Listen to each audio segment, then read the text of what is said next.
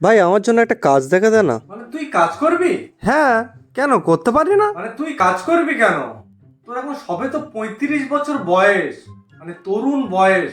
জীবনটাকে এনজয় করার time, enjoy কর। না রে ভাই, ফ্যামিলি থেকে খুব চাপ দিচ্ছে ভাই, একটা কাজ দেখ না। মানে তুই সিদ্ধান্ত নিয়ে নিয়েছিস তাই তো, তুই কাজ করবি?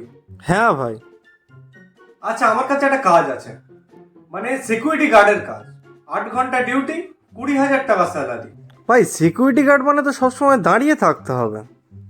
হ্যাঁ, দাঁড়িয়ে তো থাকতে হবে, সিকিউরিটি গার্ড মানে তো দাঁড়িয়ে তো থাকতে হবে। ভাই অতক্ষণ দাঁড়িয়ে থাকতে পারবো না আমি। আর তুই দাঁড়াতে পারবি না তাই তো? না ভাই। মানে কিছু বসে কাজ চাস তাই তো, বসে করবি? হ্যাঁ, ওরকম টাইপের হলে একটা ভালো হয়। তাহলে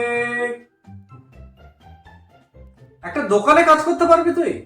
মানে লোকের দোকানে?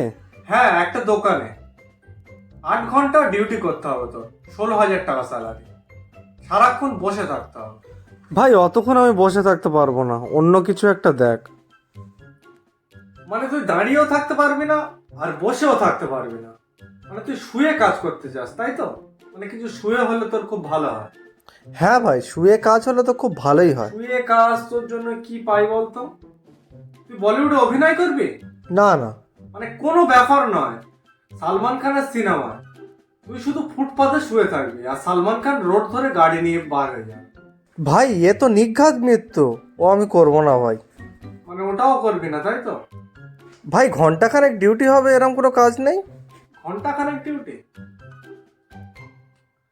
আচ্ছা, তোর কাছে কি তেল আছে? হ্যাঁ আছে তো অনেক। তাহলে ব্যাস, ওই তো হয়ে গেল।